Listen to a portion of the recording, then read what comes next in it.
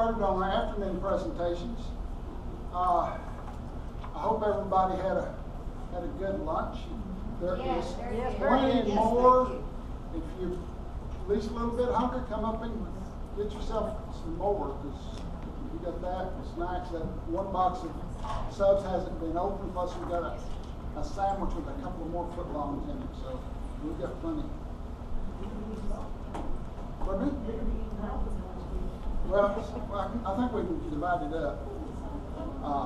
But anyway, our next speaker is local, and she, by the looks of her bio, she's a lot busier than I thought she was.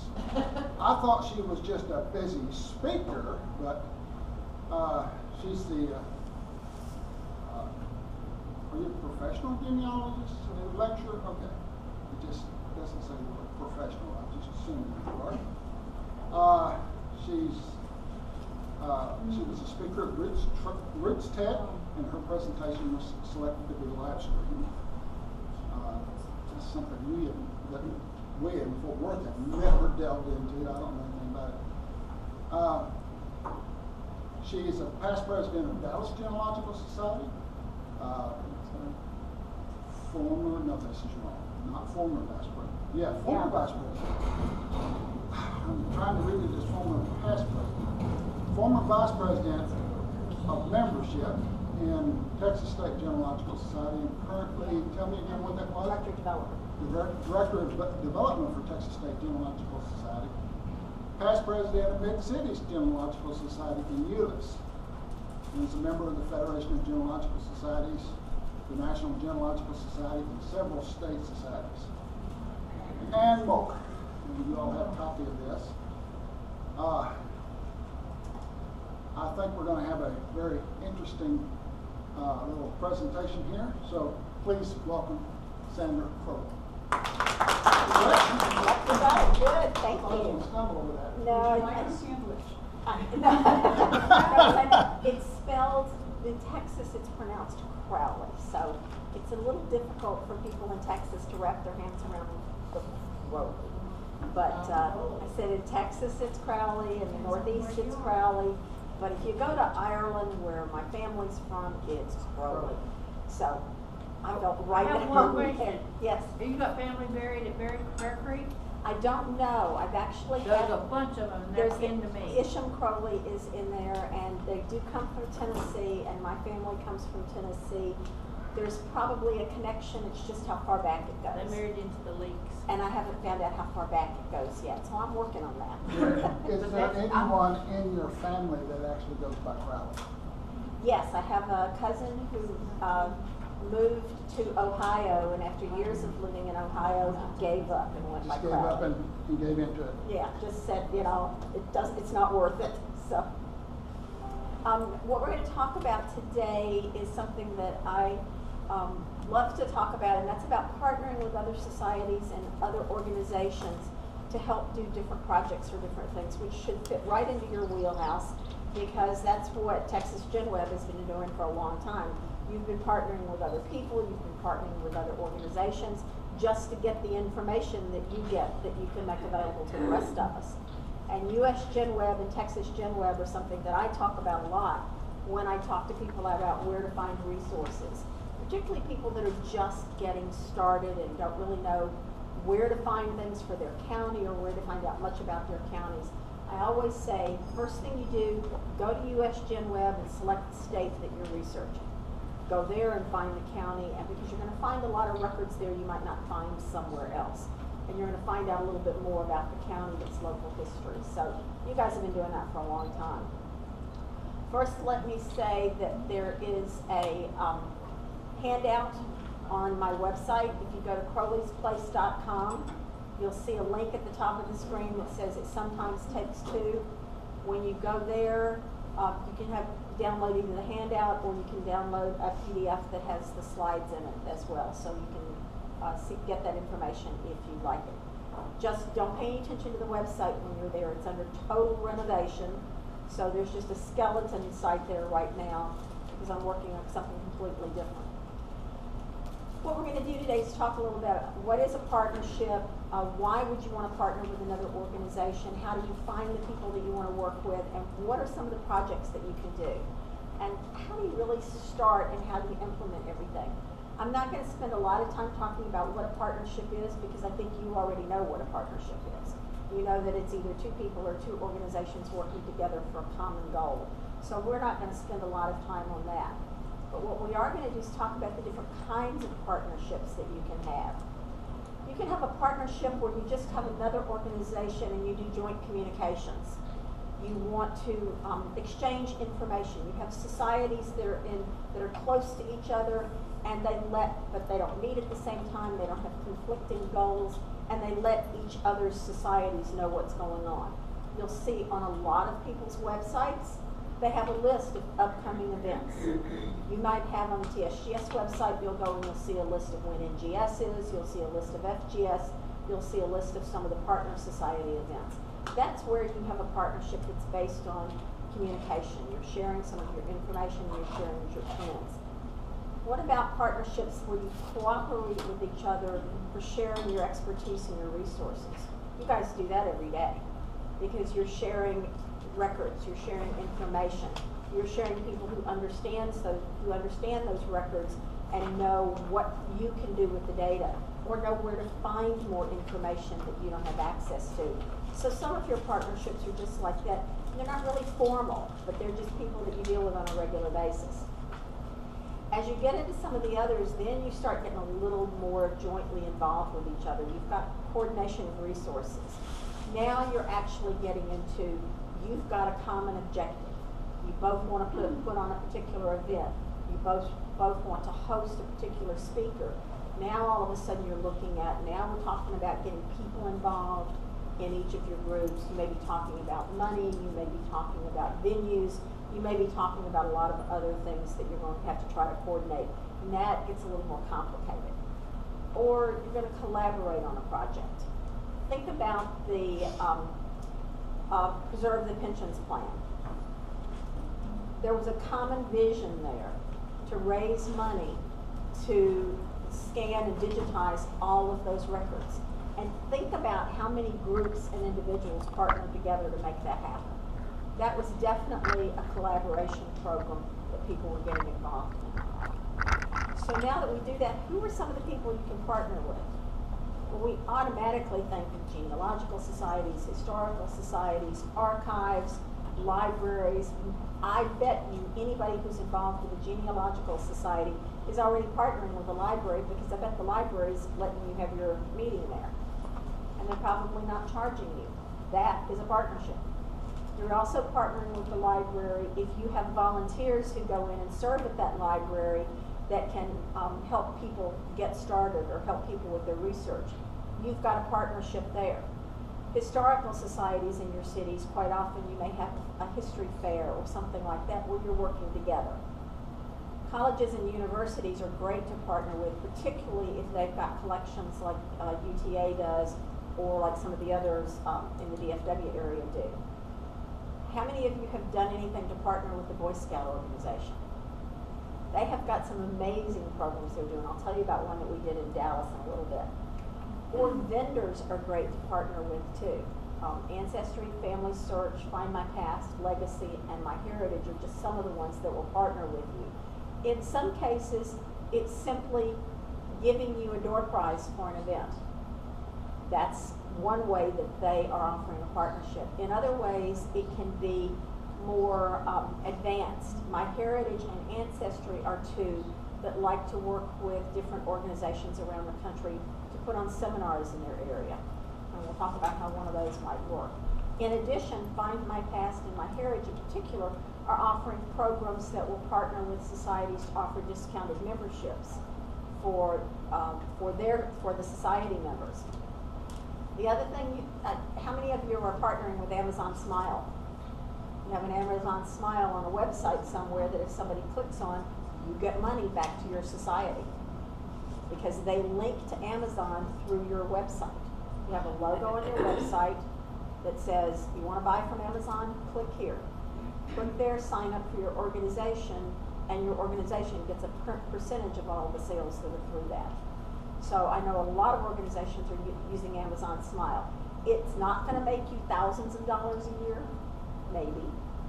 But if you're like me and you do all of your Christmas shopping on Amazon, if I go through the society's website to get to Amazon, everything I buy, a percentage of that is going back to the society. So it's something that's very good, and it doesn't cost the organization any money to sign up for it. Some of the potential projects, again, you guys are at the beginning of doing something here, because records preservation, that's where a lot of the partnerships begin, is we want to preserve the same records. We can start with cemetery, it can be database information, it can be indexes, it can be digital scanning, it can be a number of things, but it is preservation of the records. Putting on workshops. It's a lot easier to put on a workshop if you've got two or three groups working together than it is if you've got one group.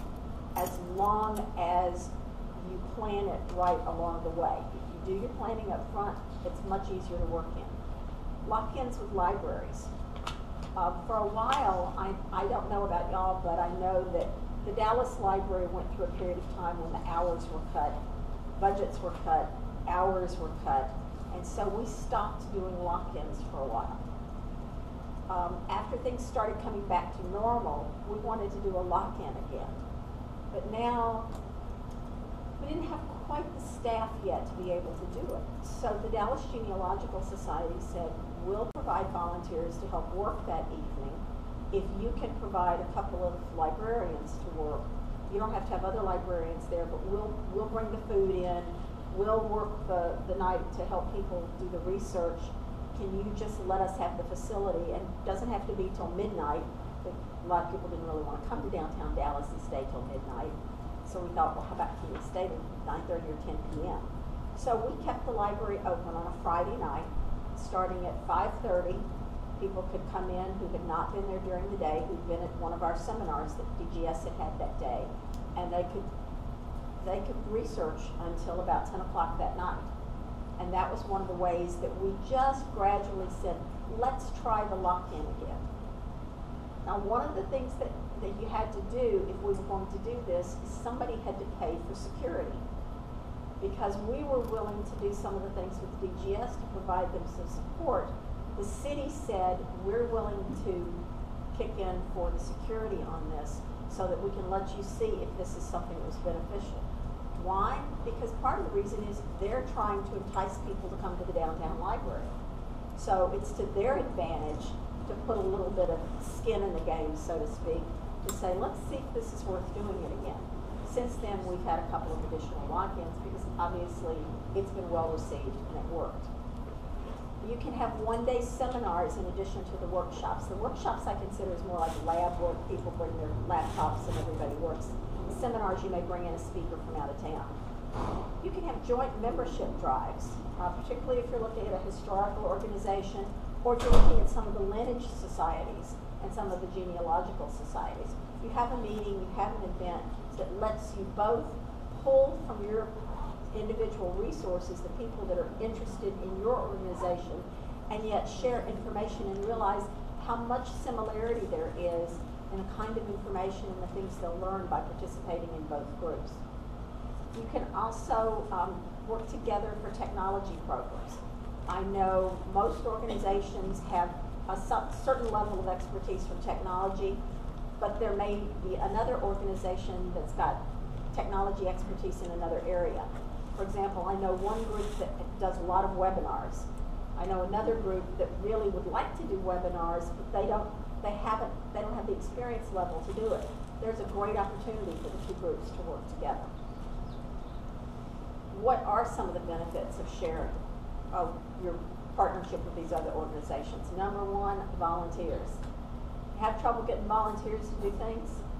Now, your organization is probably different than a lot of genealogy societies because this whole group is a group of volunteers who are used to participating in something that you believe in. But finding volunteers to come in for a Saturday event for registration, and I'll tell you a little story about this a little bit later. Money.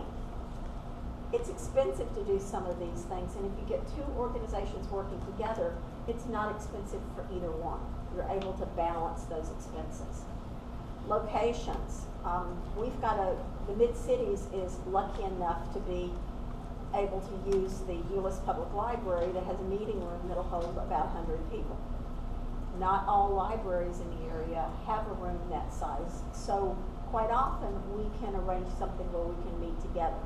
Somebody else can bring in a speaker, we can provide the venue and maybe the food. So we kind of divide up who's going to provide what. Sharing research materials is something else that I know we all love. Nobody's ever got everything you need. You want to get the materials from elsewhere, even if it's a library loan. That's one way of sharing something with another group. You share speakers. You can benefit. You can work together to produce publications or to produce manuscripts. And the best way, or one of the best ways, is what we talked about a little earlier, and that's just promoting your activities and promoting your events. The key to finding these partners is look around you. Network with people that you know, look at the businesses that you know, look at the organizations that you know. I bet everybody in here is a member of a couple of organizations or has been to events, and you know somebody in that organization that when it comes time to put together a program, you either call them and say, have you heard this speaker? What do you think of this speaker? Or you call them and say, you know, we're thinking about doing this. Have you thought about doing this? And talk to your volunteers and the members of your organization. They know people who know people who know people. So your network is bigger than you think it is. The key is be creative. Every city and county is different. Every organization is different. But think about the people that you interact with on a daily basis. It can be as simple as the Starbucks that you go get your coffee at every morning or once a week or however you do that. Could be somebody who is interested in providing refreshments at your next event because they're going to get free advertising out of it. I know the city of Euless had an event one year, and we had a historical tent in this event, and Starbucks brought some of their people and brought their urns and served coffee and did that as for the advertisement. They had just moved into the area, and it's been quite a while ago. They just moved into this particular area, and it was the perfect time for them to say, hey guys, we're here. We've got a new store on Main Street. Come see us there. And that gave them publicity, and it gave everybody there coffee, and it gave a lot of traffic to the Historical Commission's tent too. So we couldn't have been happier. One way to start building relationships with these organizations is to invite some of these leaders, the leaders of these groups, to your events. Particularly if you've got a speaker who's in from out of town that you know is well known. For example, last year Dallas had Kurt Witcher in from out of town. And one of the things that we did on the day before his one-day seminar that he gave in Dallas, we invited society leaders from the area to come and just have a society summit with Kurt. They met with each other, they sat down at a table, talked to each other about different things that were going on in their own society. But at the same time, we gave an opportunity for Kurt to walk around to each of the tables, listen and have some input, and then at the end of the day, Kurt actually gave a presentation to the society leaders about things that they could do to help build their society. They're going to be doing another society summit later this year. I can't tell you who it's going to be yet because it's not finalized, but I can tell you we think we're going to get good attendance at that one as well. We get together for coffee or lunch with some of these people in these other groups. A few years ago, the Texas State Society had their annual conference in Fort Worth. And generally they have host society, a local host society. And that year they picked 3 societies to host it. Okay, you're going to have 3 societies and you're going to ask them to co-host. And how do you not step on each other's toes, not get in each other's way?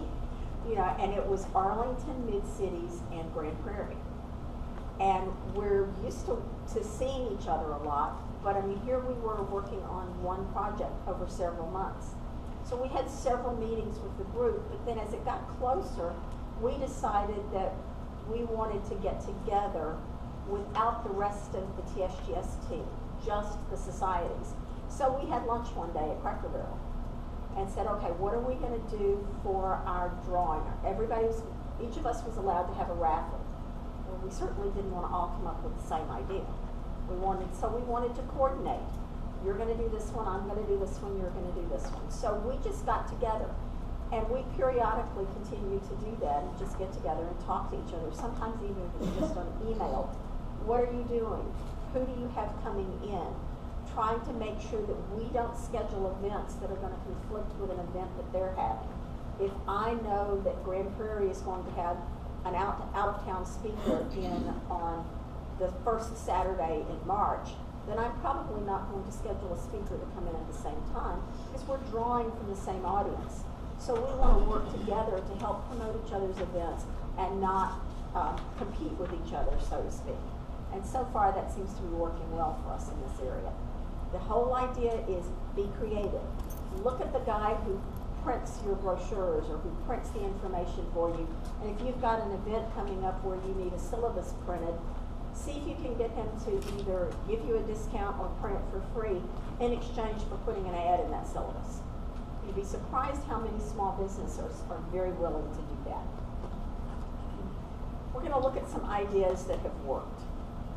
Societies and libraries are really great at doing workshops, free workshops. Libraries love if you do something like that on a weekend for a couple of reasons. First of all, you're using space that might not otherwise be utilized if they don't have something else scheduled in their meeting room on the weekend. Secondly, you're bringing in people to the library who may not normally be coming into the library either at that particular time or any time. They may not realize that there's something there for them unless they've got kids they're bringing in to study or to do some of the children's programs. You can have workshops from anything from technology, like Family Tree Maker to Roots Magic. I know when Ancestry went through their, we're not going to do Family Tree Maker anymore, we started getting requests for seminars and workshops on Roots Magic, Legacy, you name it, everything you could imagine. You can do, we're getting ready to do, in Mid-Cities, we're getting ready to do 2 days on just getting started in genealogy and on Family Tree Maker. Volunteer in the genealogy room if your library has one. That's a great way to get involved with libraries. And visit branch locations to offer the same thing. In Dallas, we'll go out to branch locations to talk about getting started in genealogy. But where are we going to be pulling them into? The downtown library, because that's where one of the top 10 collections in the country is on the 8th floor of the Dallas Library. So anything that we do for branches helps not only bring people into the branches, it also helps bring people into the downtown central library. One of the things that just happened, I think it just happened in March in Waco, they held a genealogy spring workshop, writing and publishing your family history. And one of the hottest topics in genealogy right now is writing your stories and writing your history. So the library, and the Central Texas Genealogy Society got together to partner to offer a workshop on writing your family story. The other thing that Bill Buckner does down there in the fall is holds an event for multiple libraries to dial in, where he's got speakers that are presenting from a variety of locations. So you should look for some information on that later this year and exactly how that works.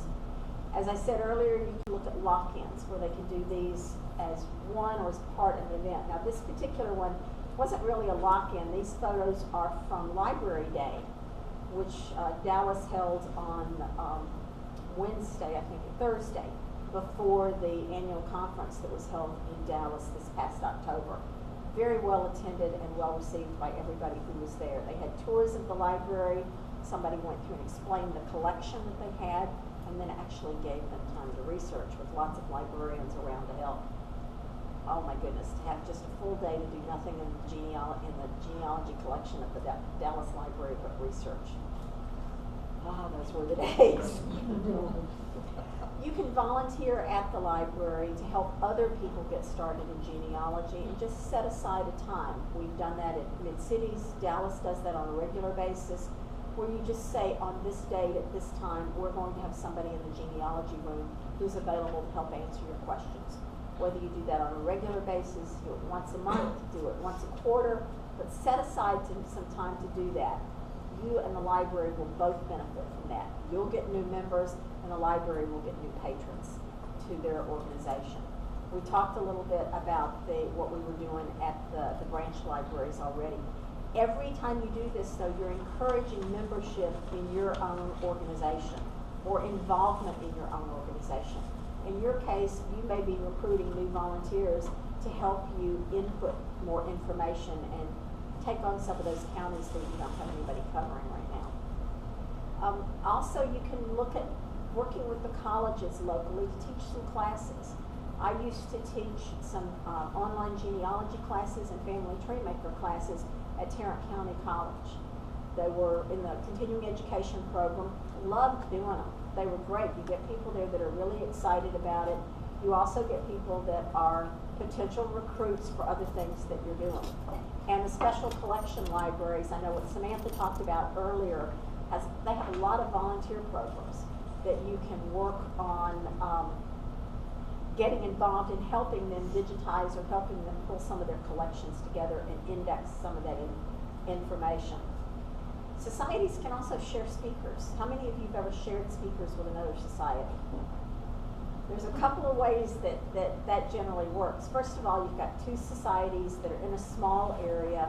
They meet on different nights or different days, but they've got a speaker they'd really like to bring in. Each one's not going to bring that speaker in individually.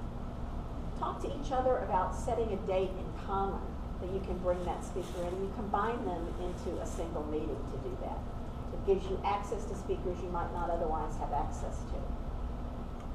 You can also work if you've got multiple events not too far apart and you bring in the same speaker. I know a couple of years ago in Dallas we had Josh Taylor coming in to speak in Dallas. Well, it just so happened that Williamson County had him doing something the week before. Now we're close enough together that we sometimes will drive back and forth to hear speakers. We're far enough apart that they don't do that on a regular basis. Now with Josh coming in one weekend in Williamson County and the next weekend in Dallas, odds are we're not going to be drawing from the same audience. But because he was only flying in to Austin for Williamson County, staying a week to do some research and some work with FGS, and then flying up here, his plane ticket wasn't going to cost as much because of for either one of us. So consequently, he passed along those savings to both of our organizations. So now, sometimes I'll just call Williamson County and say, okay, who do you got coming this year? Anyway, we can work out another deal like this. So sometimes you can make something like that work as well. Some groups have ancestry fairs. Have you been involved in any groups that do an ancestry fair? Bucks County, Pennsylvania does a large one. They're now on their 11th annual Bucks County Ancestry Fair, and they have it in November every year. And these are just some pictures from it. They have people from the lineage societies exhibiting. They have genealogical societies, historical societies, vendors, just a number of people that are there that can help each other with their program. You can do individual workshops, and this is one of the things they have at the fairs too. These workshops can include how to do something, who have different people involved. They can do joint programming.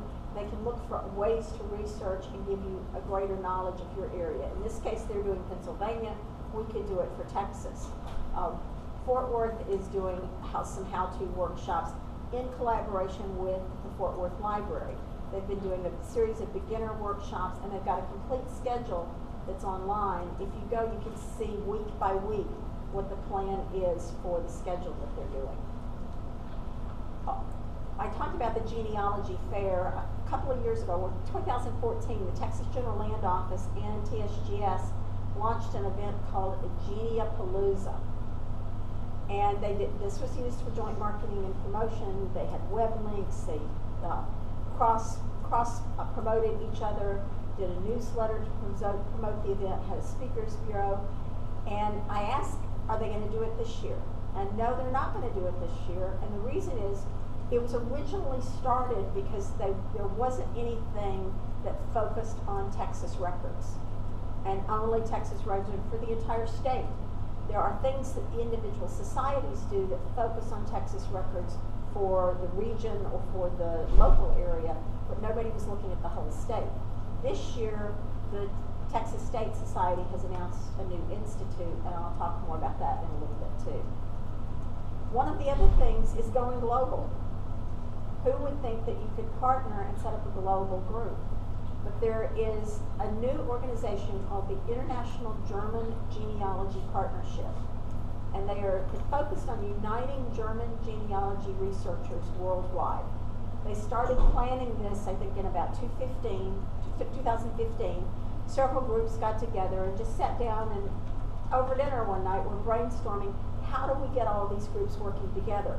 People in Germany, people in different states here, people where there are a lot of German settlements, but they want to get everybody kind of talking together. The result of that was the International German Genealogy Partnership, and this year in July they are holding their first annual conference. And it's being held in Minneapolis. Now I have to admit, going to Minneapolis in July is a great time to go to Minneapolis. No, it's just a great time to leave Texas. That's a great time to leave Texas too, but I don't think I'd go to Minneapolis many other times of the year, but July is okay. But they've got a very amazing program. It's being co-sponsored there by the Minneapolis Genealogical Society. Minneapolis Genealogical Society also has its own building and its own library, and in its library it houses ethnic libraries from a number of different communities. It has German, it has Polish, it has about 5 different ethnicities in the libraries who over the years have combined their collections into the Minneapolis Library. They have a building in downtown Minneapolis that does this. And then there's the Boy Scouts. This is one of the projects that I just dearly love. We got involved with them in Dallas a few years ago. There is the Genealogy Merit Badge. We had a young man who was looking for his Eagle Scout badge. If you go to their website, you can see what the merit badge is, and then there's a booklet there that you can download that tells you all about the steps that are involved in getting this merit badge. So it's really quite an interesting process. One of the things that we got a request for was someone had a special project that they wanted to do for their merit badge, and that was to become the Eagle Scout, and they wanted to do a Dallas cemetery map. Well, DGS had been working on a Dallas cemetery map for quite a while, but obviously there's a lot of cemeteries in Dallas, covers a lot of territory. There was a lot of information we didn't have.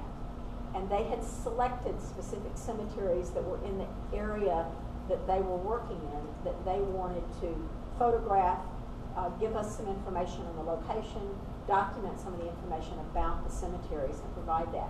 What they do as an organization is they will submit a proposal to you to see if this is a project that you need or a project you will accept. In some cases, they may call you and say, we'd like to do something on genealogy. Do you have a project we could do? So it can work both ways. And so you sit down and together you define what the project is that you're going to be. So the organization signs a document approving the project. It goes back to the Boy Scouts and says, yes, we will accept this as, this is the criteria that we have for the project we need. If they do this, then we'll be happy to sign off that they've completed this. So I was fortunate enough to be president when we were doing this particular project. So the Eagle Scout candidate that I met with him and his mother. They were absolutely gems to work with, and so interested in genealogy. They gave us a list of the cemeteries that they were interested in doing some more work on, finding out where they were, getting their locations, getting pictures if there were any, and if not, at least documenting that they found anything. And as you can see, they documented exactly what they found. In Bethel Cemetery, they took photos, and this was who took them. In Harrington, there was no evidence found. There's nothing there anymore, but they did take photos of the area. So for each of these cemeteries, if there was something outside the cemetery that gave the name of the cemetery, that's what we got a picture of. If the cemetery is no longer, they think it's where it's supposed to be, but there's no evidence that it's there anymore, then we got that as well. And then they brought that information back. So we have pictures. Yes, ma'am? Girl Scouts do the Girl Scout Bowl. Oh, great. And it's very similar to the Eagle Scout, except that they're required to do more hours. So Why they does that work not surprise longer me? for those cemeteries. Yeah, oh, that's fantastic. No, I'm not familiar with their program. I'll have to add that one to this. And the other thing that they do then is we then put the coordinates on the map at the Dallas website. Now, they did not do all of these. This was a combination of some things we had done and some things that they did. But if you want to see this map, you can go to dallasgenealogy.org, select publications, and select cemetery map.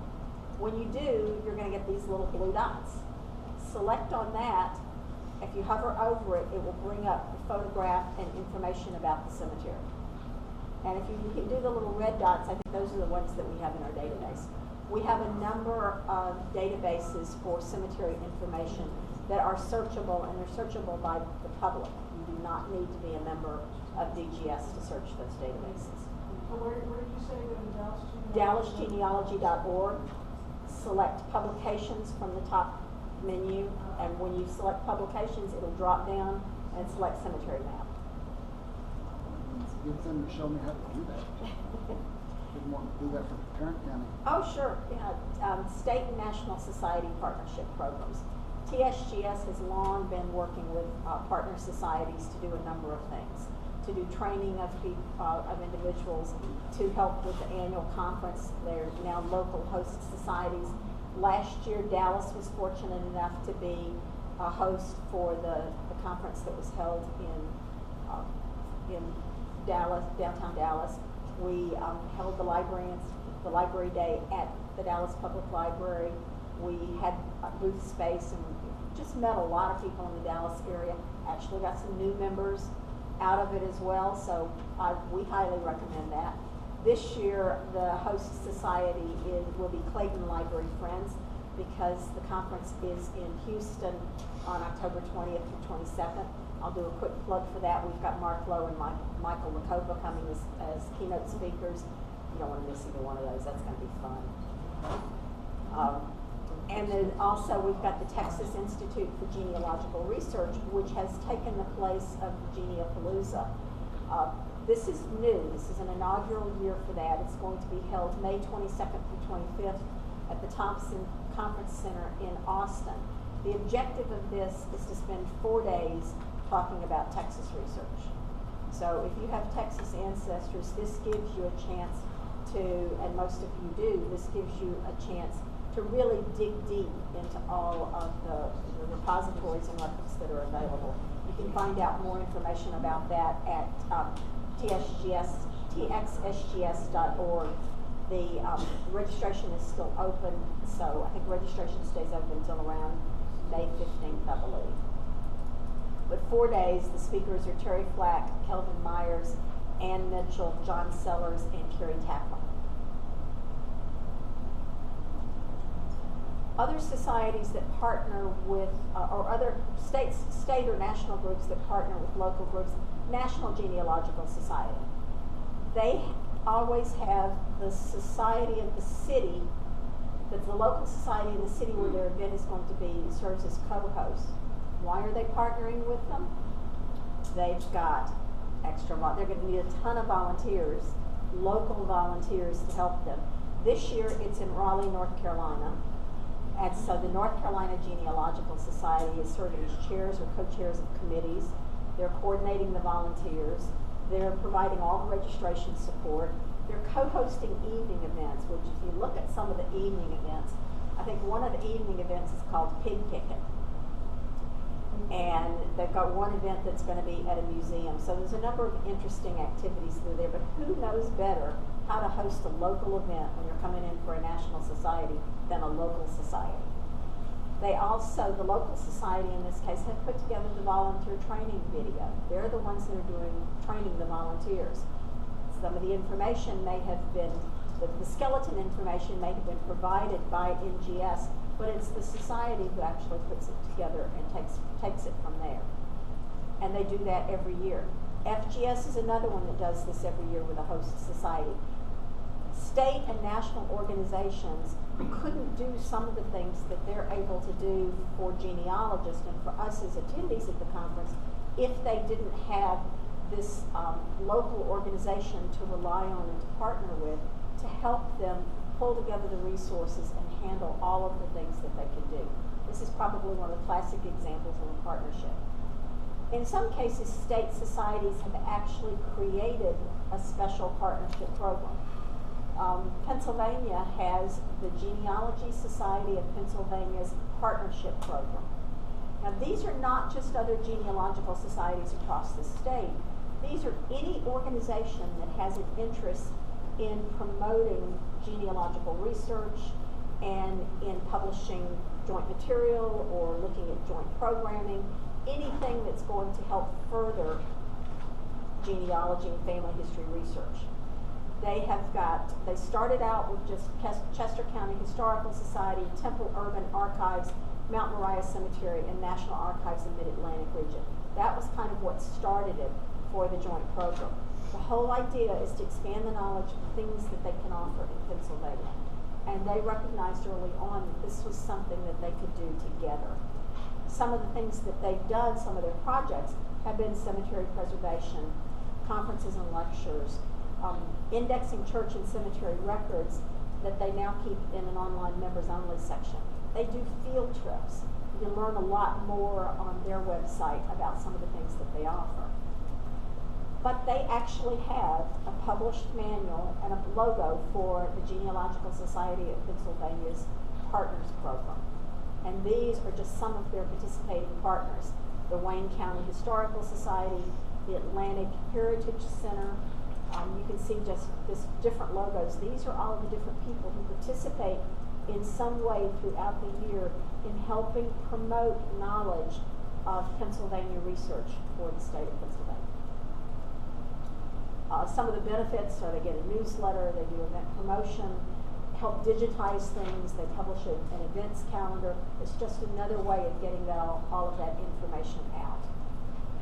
Family foundations are something else. I don't know if we've considered doing anything with a family foundation. If you have one in your area, first of all, who are they looking for? They're looking for people to either give them information or give them money. Who are you looking for? People to find out about those families and people to join your organization. So it's like a marriage made in heaven, so to speak.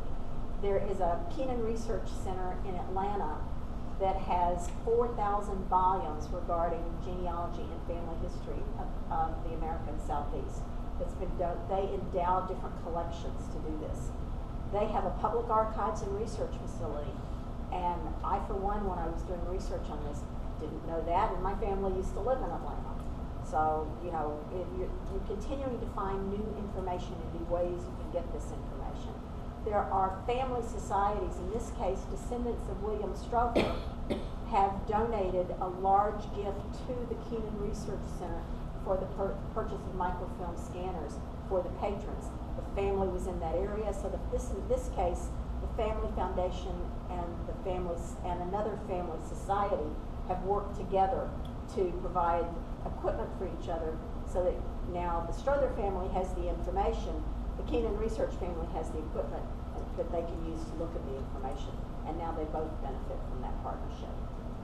That's separate from the library that has the genealogy collection. That's separate from the library that has the genealogy collection. How long have they been there? A long time? They've been there about at least 15 years, maybe a little bit more. I don't think they were there when I went to do the last time I went to do the search.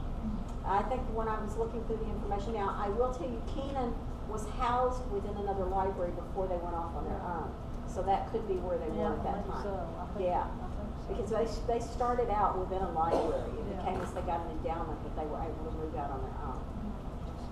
Preservation, we're all familiar with the Portal to Texas history. And one of the best things that's ever happened. They've gotten some tremendous grants to do some work. But the other thing that they can do is partner with local organizations. One of the things we did in Dallas is partner with them to do Dallas probate records. We had microfilm in the library collection. The University of North Texas scanned the records. But now, we didn't have any metadata and we didn't have any indexing. So how were we going to get that done? DGS had volunteers that created a crosswalk to add the metadata to be uploaded with the images. So the images were scanned, then we prepared some metadata that could then be put together with the images. So the volunteers could work from home to add the metadata, and I'll show you how that was done. We actually had this was a scanned image, and then a program was developed for indexing, for adding indexing that could be linked to the image. And I actually did one of these from home. This was my indexed image. This was the index of the image. You'll see here that it gave me who the person was, the status, the executor or guardian, and then I had symbols here. These numbers, case numbers that were written on here, were what fed into the system that then took it behind the scenes and put it where it was supposed to go in the database. So that what I saw, what I actually then got back is it gave me the different types of pages, the cells that the information is, told me how all of this was going to work. I didn't have to know what cell was going to go where. All I needed to know is what information from the scanned image I needed to put in a particular place in the Excel spreadsheet. Once it got to UNT, then all of the rest of it was done behind the scenes. This was something that we worked, UNT developed a piece of it. Our people that work on our database at DGS did a piece of it, and the two of them have been working together on doing this for programs. So we've done this a few times on different records for Dallas. Now, there again, do you have the expertise in your organization to do that? If not, find an organization that you can partner with that does have the expertise to do that, to develop those kind of indexing materials. Texas State Genealogical Society last year bought a camera and scanner setup, or a camera setup, I should say, because we're not using a scanner, we're using a camera setup. Some of you may have seen it at the conference in October. Some of you may have read about it in our Sturkey's publication. It's called a preservation capture kit. And it will capture, as you can see on this map here, small images or very ledger-sized sheet images. It is quite a complex system, but at the same time a simple system. The complexity was getting it set up to start with. Now the complexity is getting the books in position to be able to scan them. Because if we've been doing a series of scrapbooks, personal scrapbook collections, and those you basically take the scrapbooks apart, scan them, and put this. So it takes more time to take the scrapbooks apart than it does to actually scan the images. But you can see you can do full ledger sheets. Doesn't make any difference if they're torn. You can still do full sheets of this, and they can then be indexed and digitized. So that's a program that we're looking to expand, and we're looking to be able to either work with you to have a capture kit that can be loaned out to your organization, or if you're local, to actually allow you some time to go in and work with the capture kit there. Mid-Cities has a number of things that we've been looking at whether or not we want to do our own capture system. And we've been talking to Grand Prairie about spending some time with them, learning how to use it, learning what they're doing, and saying, okay, is this a project we do together and we just jointly work on these, or is there enough work that we need to buy our own capture system as well? And we're kind of in that decision phase. But right now we're working together to see what we want to do. They're fortunate, and they're partnering with the City of Grand Prairie and the Grand Prairie Genealogical Society. The City of Grand Prairie actually has an empty building that's in front of one of the public schools, wasn't being used, and the Grand Prairie Society said, are there some Grand Prairie records that you would like to see digitized and preserved? And yes, there are. So in exchange for preserving those records, they're allowing Grand Prairie Genealogical Society to use this facility. It's a great facility. You can see a little portion of it here inside. There's shelves in there that you can keep the work on. They've actually set up a pseudo-library here for genealogy books that have either libraries are getting rid of or individuals are getting rid of or that they don't have a home for anymore. They can bring them here. They'll put the libraries on a shelf, on the books on a shelf, and libraries can come in and say, I don't have any in this, can I take these? They're not keeping an index of those books. You have to go out and look at them, and you have to arrange a time to go look at them. But it's kind of expanded in its functionality.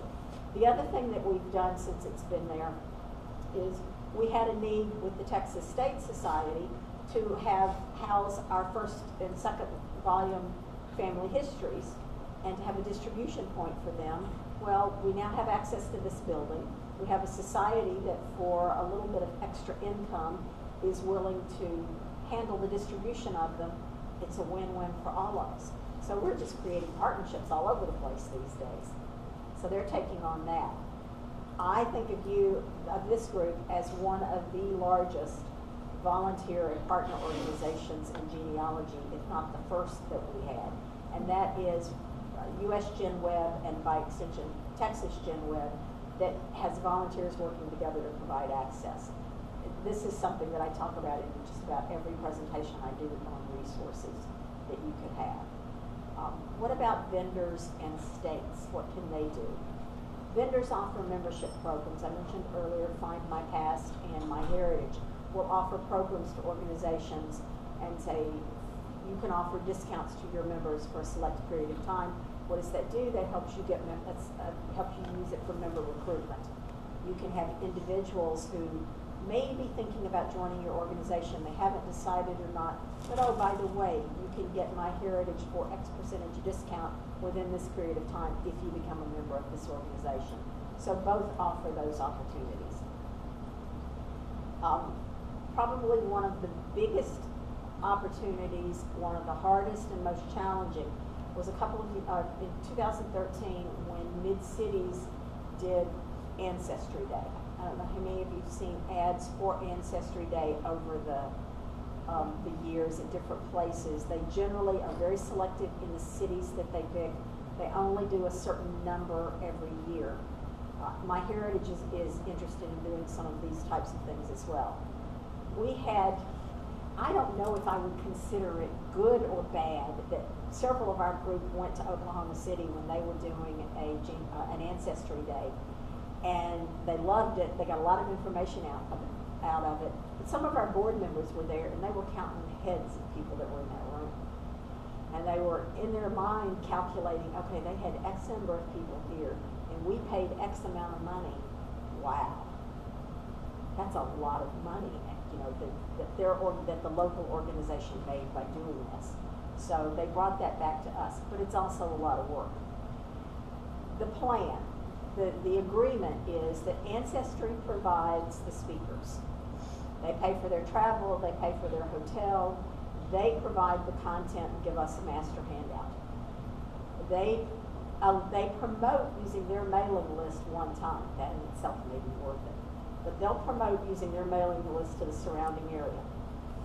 Mid-Cities, on the other hand, was asked to find a venue, pay for it, arrange all the details, provide any local marketing, signage, anything like that, make printed syllabus, arrange all of the registration. We used Eventbrite, arrange for all the volunteers for it. And oh, by the way, you have to guarantee there will be a minimum of 500 people at this event. So what would be the benefit? We get the proceeds. Any money we make, we get to keep. That's a lot. That's the bit. That's the bit. But I got to guarantee 500 people. Now, let me back up a second and say at the time we had this discussion, I'm not sure if I've got this on the next slide or not. At the time we had this discussion, Mid-Cities had 42 members. We had about $4,000 in our bank account. Now, a venue to hold 500 people is going to cost a lot more than that. So we had to decide as a board, is this something we want to tackle, and do we think we can do it? Now, part of the discussion had to do with, now remember, you're going to turn on registration at a point, so you're going to have money coming in from registration that's going to cover your expenses. We hope. So the question is, did we want to take that leap of faith to do it? And there were some who said yes and some who said no. So we had a lot of discussion about this before we eventually decided, yes, we're going to tackle this. We ended up with 1,100 people at the Arlington Convention Center. When I set up registration on Eventbrite, and we had said we wanted 500 people, So we capped it at 500. And obviously we looked for a venue that we could grow to 500 people. And in looking around the city, we found the Arlington Convention Center seemed to offer the right location, venue, and everything. They we took half the ballroom, but we had first right of refusal on the second half because we had to plan just in case. You know, it's kind of a what if we get really lucky? And part of the reason is Ancestry had never done anything in the Dallas-Fort Worth area. So the fact that they've never done anything here and we're drawing hundreds of people, they do 600 people in Oklahoma City. So our thought is if you can draw 600 people in Oklahoma City, drawing 500 in Dallas, in the DFW area, ought to be easy. So that was part of the reasoning, and we decided, okay, we're going to take the leap and say, I want first right of refusal on the second half. Well, as I got closer to 500 in members, in registrants in the cutoff point, I kept going up, okay, I raised it to 750. But then at 500, I had to take the other room. And now I was paying for the other room, even if I only went to 525. Once we got to 750, I bumped it up to 1,000. Once we got to 1,000, people were like, turn it off, turn it off. And I kept saying, no, I want to go more. So anyway, we ended up at about 1,100 people for the day. The cost was high. I'm not going to tell you the cost was high because we had to have lunch, we had to have coffee, we had to have syllabus materials that we printed out, we had to have name tags and signage to go around. It's not cheap to do this, and renting the space was not cheap. You only have 25 volunteers? Well, no, my volunteers, I had 25 plus volunteers. I had 22 volunteers assigned to registration alone. And I'll tell you about that in just a second. But these are some pictures from that day. So you can see that we divided up the registration into alphabetical numbers. But I will tell you that we had estimated that if everything worked well, we hoped that we could net at least $15,000 from this event. Now, for an organization like ours, that will last us for years. We were lucky enough that we netted over $20,000 for this event. So would we do it again? We wouldn't have done it the next year, but would we consider doing it again now? Yes, we would consider doing it again now. Part of the issue with registering, this is what the room looked like the day of the event. So see, we had to pay for the AV equipment too. So we had to go in and rent all of that. And when you've got a room of 1,100 people, you can't have one big monitor in the center of the room. You're going to have something a little more that gives people an opportunity to sit. We also decided then, well, if we're going to do this, what are we going to do for lunch? So in order to entice them to pay extra for lunch, we had a luncheon speaker in addition to which meant I needed another room because now I needed a room to have lunch in. So we kept increasing what we were offering, but we kept increasing the expenses too. One thing you learn very quickly about a convention center is you can't bring in your own food. You're using their caterer, and let's just say it's not inexpensive. So, but one of the things that we learned by doing this is we got a lot of members, we got a lot of exposure, we got money that we can do some things with for organizations and for the city and the genealogy community. One of the first things that we did the next year in the spring was we held a one-day DNA seminar that we offered for free to anybody in the area on a first-come, first-served basis. We had a limited size space. But we said, this is our way of saying thank you to all of you for helping us make this successful. As a result, we've more than doubled in membership since that time. And now I think we'd be better able to handle it. While we were going through this process, we were talking to Ancestry along the way. Their biggest concern when they do this with any organization is can they handle it from the volunteer standpoint. They had unfortunately just recently had one somewhere in the Northeast, and registration had turned out to be a disaster. They'd had people standing in line outside the door waiting to get in. They didn't have enough volunteers to handle registration. So can I just say that panic set in our hearts? So we probably had more volunteers just at registration than we really needed, because we were bound and determined that this registration was going to run smoothly. And the feedback we got from Ancestry was that it was. We would do it again, we wouldn't have done it again the next year or two. It took us a couple of years after it was in. Yeah, we definitely needed to recover. But it is something that if you have an opportunity to do it, don't automatically say no. I will tell you that we were nervous about maybe having to do some of the upfront funding, because when you schedule a room at a convention center, you got to put money down. Well, that's going to be probably half of what we had in our budget. So, and as you do AV, you've got to make deposits. So there's money coming along the way. And there was another lady who was on the board, and she was one of the ones who was spearheading doing this. And she and I had discussed, if necessary, we would have considered fronting some of the funds if we had to. Now, I don't have that kind of money to do that, but I was willing to do that because I knew I'd get it back. Did y'all put in a bid to Ancestry? Did Ancestry seek y'all out? It was kind of joint things, and I will tell you that we were not their first choice.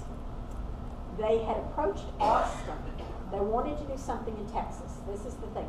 We had met them in Oklahoma City, and one of the people who had met them in Oklahoma City did send them an email and say we were interested in doing this. Okay. It just so happened to be at a time that they were interested in doing something in Texas because they've never done it here. They contacted the archives in Austin, who said they couldn't do it. So, for whatever reason, they could not do it. So they came into the DFW area. At the time, I was seminar coordinator on Mid-Cities and president of DGS. But I told DGS right off the bat that Mid-Cities had first crack at it. And I said, because here's the thing, I let them know they're coming, this is what they want to do. Mid-Cities initiated contact with Ancestry. So, in my opinion, at that point, that means Mid-Cities gets first crack. I'd love to have had them and brought them into Dallas, because I think we could have gone to 2,000 easily without even thinking about it. But I just didn't think that was the right thing to do. Mid-Cities is the one who initiated it. Mid-Cities is the one who did it. Mid-Cities didn't want to do it, or if Mid-Cities decided they wanted to partner with Dallas, that was an option too, and I gave that option to Mid-Cities. I said, you tell me, do you want to do it as an organization, or do you want to bring Dallas in and do it jointly? Because we've got different options here. So that's the thing you need to do when you're looking at a partnership, is talk about what all your options are and decide what's best for you. The other thing you can look at is what states are doing in genealogy. Oklahoma is one of the best. If you want to know who's doing what, there's actually a website called Cultural Heritage Tourism that will give you, believe it or not, a way to find a partner in your area. So different cities are doing something. If you just Google genealogy state tourism, you're going to find a lot of information. But they'll have information about state parks, different resources that you can find in some of the states that you're doing. Very quickly, I'm going to run through what it takes to make a partnership work. First of all, you've got to acknowledge each other's strengths and weaknesses, and you've got to build on those and make sure that it's going to be mutually beneficial to all of you. And as you get started, we've already talked about some ways to do that. Bring the leaders into your events. Go to some of their events. Learn about each other before you start working together. And be sure that when you sit down and start working on this, that you're on the same page as to what your vision is. That both of your organizations, or all of your organizations, have the same goals. You're going to maybe want to accomplish different specific individual objectives, but you're basically going to have the same vision for what this is going to look at, and you're going to be looking at the same audience. Make sure that you get people to work on this who have the right skills. They need to be a good communicator. They need to be able to motivate others. They need to be good at planning and at setting milestones and knowing what your organization is like. You need to have a lot of patience. You need to be able to listen to what other people are saying and what their suggestions are. You need to have confidence in each other's abilities. You very much need to be a team player when you're doing this. The most important aspects are to make sure all the expectations are set, you agree to what they are, and that you get everything documented, and that you keep flexible. You're all gonna have fun with this. Get it in writing. It can be just a letter of agreement, but you need to get something in writing that says who's going to do what. And you need to communicate with each other on a regular basis. You're gonna be looking at funding. You're gonna be looking at a balanced commitment between your two organizations, and you're gonna know that you're probably gonna have some volunteer turnover during this process. The one thing is you want to make sure that each organization is contributing on the same level and then not one is taking over for the other. I've just outlined some things that you need to have in your agreement. In this case, I used Ancestry's, what they were doing, and the ones we just talked about, what the goals were as we went through the process. And this is how our work is divided. In Ancestry, this is what we did, and this is what Ancestry did. So that tells you who provides what. And then work your plan. Do emails, work on a regular basis, set milestones, identify any challenges and communicate them quickly so that any issues that come up can be resolved very quickly. And more than anything else, to make this a success, you've got to promote whatever activity is that you have. Some of them are old, tried and true rules. You're going to do a press release. You're going to do community websites and newspapers. I add to that blogs. If you have a blog, use it. If you don't have a blog, find people in your area who are blogging about all things genealogy that you can use. Look at sponsors.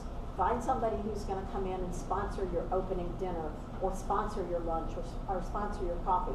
So one of the things we did for the Ancestry event is I had somebody sponsor our afternoon break. Put up a sign there that says, "This break compliments OB," and there's your sponsorship. Use the social media sites. Don't ignore Facebook, Twitter, Instagram, any of the other social media sites that you're using. And word of mouth by emails. Email. Send information to people that they can forward to somebody else. Make sure it's a JPEG or it's a PDF, but that can be forwarded. If you don't have a way to handle registration, use a company like Eventbrite to do it. This is what they do for a living. It's going to cost you a little bit of money. Cognito Forms is what I use for sci-fi. Yeah, there's a lot of different ones that you can. Happy with it. There's a lot of different ones you can use, but use one. Don't try to do something yourself through Gmail or something like that. I couldn't hear what you're saying. I used Eventbrite. You use Cognito. I use Cognito Forms, and it gets you a little database. You can export it. Unfortunately, you have to export it to XLS. Now, one of the things about Eventbrite is a registration and event registration tool that lets me have them register for the event, and it automatically sends them a follow-up letter. I can set it up to send a letter 3 weeks earlier to remind them that the event's coming up. I can set it up so that there are things sent automatically throughout the process, and I don't have to continue going in and sending it. But it does take away money. It takes away, as a nonprofit, it takes away about 99 cents per ticket. Yeah, and I use Cognito Forms with PayPal. Yeah. And MailChimp to send out emails. Yeah. So I mean, there's other ways to do it. You just have to figure out. And because I was going to be dealing with upwards of 500 people, I said I don't want to have somebody that has to go full with that. I'm just going to use Eventbrite. They know what they're doing. I'm going to let it go. And they can develop something that comes into our website. The two factors are you've got to look at the success of the project and the success of the partnership when you measure after the fact. Did you accomplish your objectives? Did the teams work well together? And is this something that benefited both organizations? Again, like we talked about earlier, be creative. Think about what you can do. Think about the possibilities. Think outside the box. If you have an idea, don't discount the idea.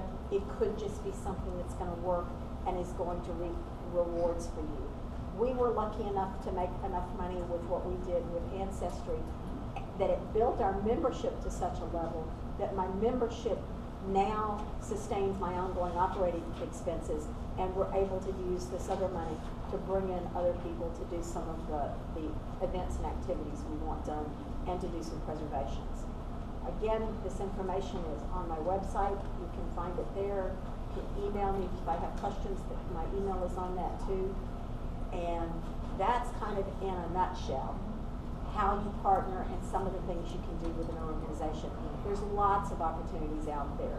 You just have to really kind of think about what do you want to do, and also look at what other people are doing, and look at what other things groups are doing that have nothing to do with genealogy. Look at how they're working together to accomplish a goal. Take some ideas from them. So that's what you want to do is, and hopefully talk to some of the other people in this room here. I bet you guys can find some other ways to partner with each other over the next year and come up with something different too, even in your area. That'd be fun. So, anyways, anybody got any questions? That's a lot. I know it's a lot in a short period of time, but there is so much you can do. So, no questions? Cool.